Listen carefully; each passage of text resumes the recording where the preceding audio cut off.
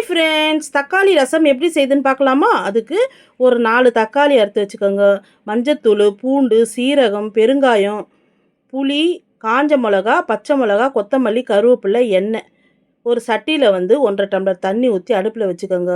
இந்த ஒரு 4 தக்காளி அறுத்து அதையும் பச்சை மிளகா ஒரு 7 பச்சை மிளகா போட்டுக்கோங்க.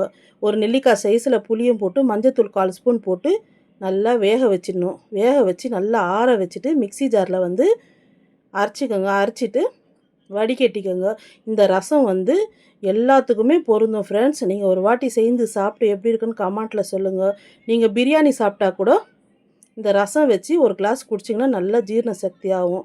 நல்லா வடிகட்டிட்டு இந்த பூண்டை தட்டிக்கோங்க. தட்டி வச்சுட்டு மண் சட்டியை காய விட்டு எண்ணெய் ஒரு 2 ஸ்பூன் ஊற்றி கடுகு சீரகம் பொரிய விட்டுட்டு பூண்டு ஒரு பொடி பூண்டு போட்டு நல்லா அதுவும் பொரிஞ்சோணும். பெருங்காயம் காஞ்ச மிளகா 2 போட்டு நல்லா பொரிஞ்சு விட்டு கொத்தமல்லி கருவேப்பிலையும் போட்டு இந்த வடிகட்டி இந்த தக்காளி ரசத்தையும் அதில் ஊற்றி நல்லா கொதிக்க விட்டிங்கனாக்கா அருமையான ரசம் ரெடி.